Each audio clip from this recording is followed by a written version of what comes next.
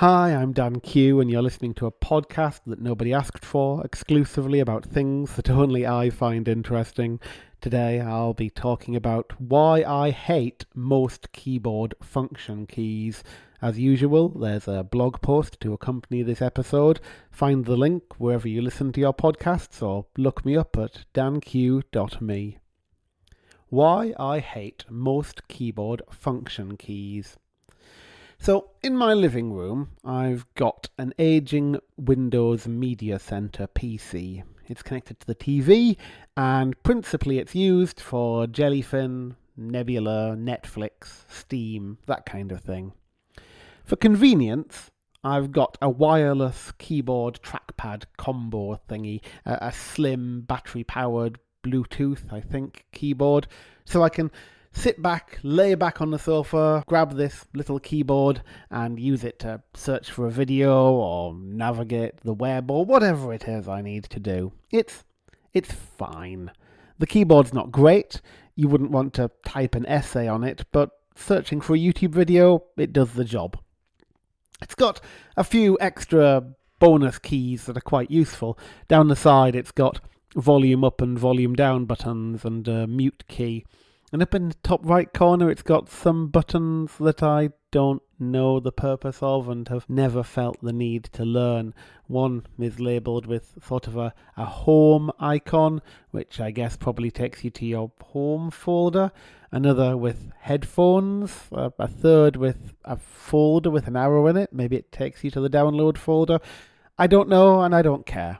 The keyboard does everything that I need.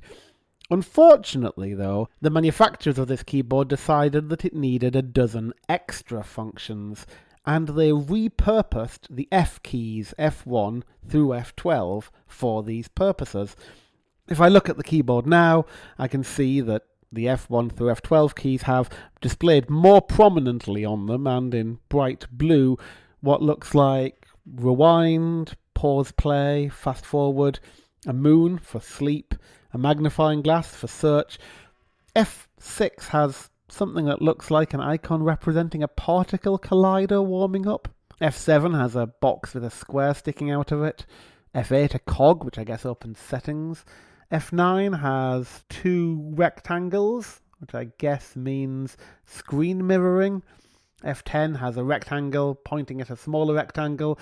And F11 and F12 are labelled as page up and page down. The thinking is that you can use these as general purpose any application functions. So no matter where you are, you can pause and play your music. Unfortunately, this supplants the ability to use the function keys. So if you are expecting F2 to do what F2 does, which might be context dependent, for example, if you're an explorer, it means rename a file. If you press it expecting that, it'll pause or play the music, which is a little bit of a drag. Fortunately, there's a way to turn it off. Yes, okay, I want some of these keys some of the time. I want page up and page down, but I don't mind pressing the function key and F11 or F12 to do page up or page down. If I want to pause and play, I want to press the FN function key and press F2. So I want to, most of the time, use my function keys F1 through F12 as multi-purpose context-dependent function keys, which is what they've been used for since 1965. Which was a bit of a revelation to me too. It turns out it was an electromechanical typewriter that first introduced general-purpose function keys F1 through F12, although back then you had to program them by adjusting a plug board at the back. But anyway, this isn't me talking about a Wikipedia article I got lost in. This, at least not today. It's me talking about why I hate these FN keys on keyboards. And in this particular keyboard's case, it's a specific thing that catches me out that makes me hate it the most. You see, suppose I've come to the computer and my 9-year-old has been playing video games and he's left Steam Big Picture up. So I grab the keyboard and I suppose I could use the trackpad to, move to the Steam menu and then select exit Steam and then say, yes, I'm sure. That's a bit slow. Or I could just press the super key and it'll pop up the menu and I can load another application and I can leave Steam Big Picture running in the background. That's another option, but suppose I actually want to quit it. This is the Windows box. I know the keyboard shortcut. All I have to do is I press Alt F4 and it quits. Except this time that's not what's happened, because this particular keyboard with its weird function keys has what I consider to be a fault. You can switch the function keys off. You hold down function caps lock and it switches back to a normal mode. So instead of pressing F2, meaning that you play or pause the music, F2 does whatever F2 normally does in the application you're in. And if you want a shortcut to play or pause music, you hold down function and press F2. And so that's what I've done. So I try to quit Steam Big Picture by pressing Alt F4, except the keyboard has reverted to its previous functionality.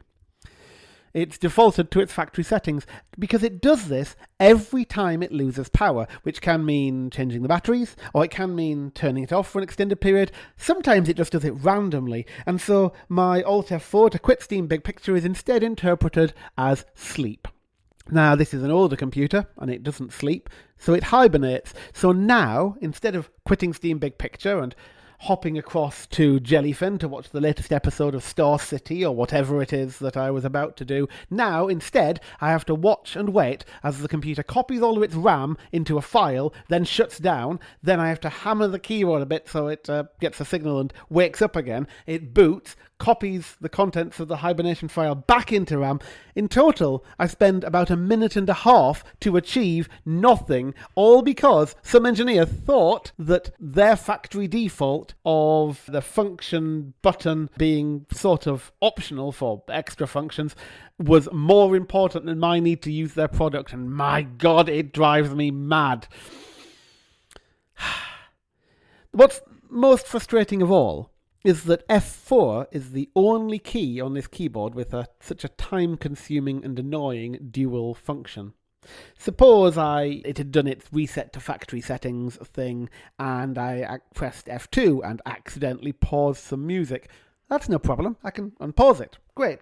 Job's a good one. Or suppose I was pressing F12 and I accidentally pressed page down. That's not a big deal. I just press page up and carry on. But sleep can be such a time-consuming function that it annoys me so much every time. And yes, I fully appreciate I could just disable hibernation on this computer, but this only happens 3 or 4 times a year, and it's always at a time I want to be doing something else, and I'm just being delayed for a minute and a half watching the computer shut down and boot and copy its RAM around everywhere, and so it annoys me. And it doesn't have to be this way. One of my daily drivers is a WASD code keyboard. Great keyboard. Sadly, the manufacturer's gone bust. Mine is customized. It's got a lovely Pride rainbow in place of its regular F1 through F12 keys. It has a function key and some keys that do double duty.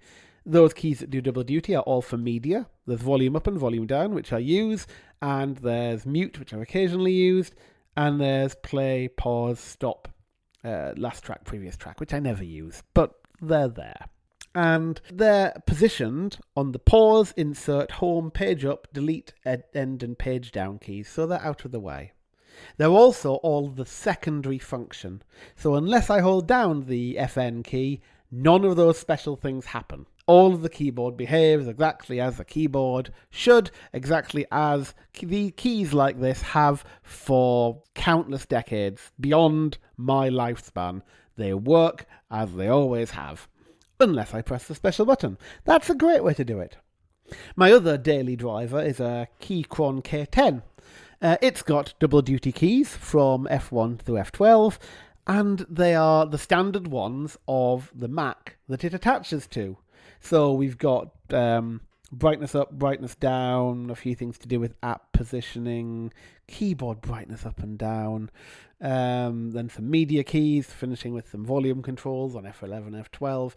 It's a little annoying that those are the primaries, and so I have to configure it to switch around because I want F1 through F12 to be the primary and hold down FN and press 1 for the secondary, but at least it remembers when I tell it to do that. I tell it to do that, I can disconnect this keyboard for, I don't know how long, I've certainly done it for weeks before, and it still remembers how it was configured. It doesn't forget just because it lost power like the annoying one on the media center, and more importantly, none of these functions are hugely disruptive.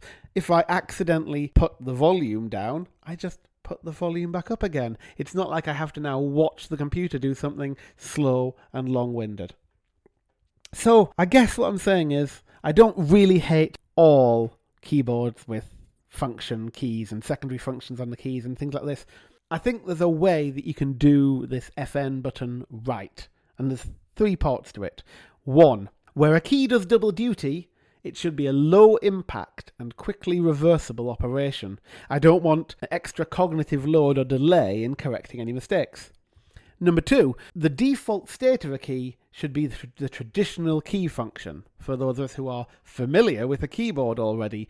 If that's not the case, then switching should be easy and doesn't involve looking up some underdocumented shortcut or installing a proprietary driver or something like that. It should be possible to just switch it over.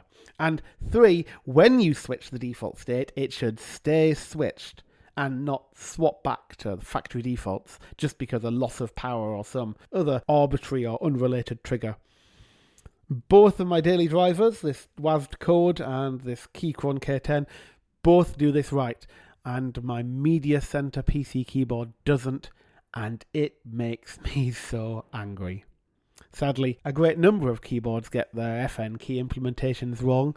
Don't get me started, by the way, on the ones that don't have physical keys but have a little LCD screen. What's the benefit of a keyboard that I have to look at? Also, don't get me started on Apple's insistence on natural scrolling, which makes no sense on a mouse, to such an extent that they won't let you have a different configuration for the mouse direction of scrolling than for a trackpad, even though every other operating system I've checked does this. I've gone off on a tangent here. Anyway, the shorter it is, I hate some, maybe most, keyboards with an FN function key that allows some keys to do double duty. Not all, it can be done right, but some of them I hate. I guess that's the lesson. Anyway, this has been a podcast by me, Dan Q. As usual, there's a blog post that it's based on. You can find it in danq.me. And if you enjoyed today's episode or just want to tell me why I'm wrong about function keys, then go leave a comment there or drop me an email on podcast@danq.me. And as always, Dan Q for listening. Dan Q very much.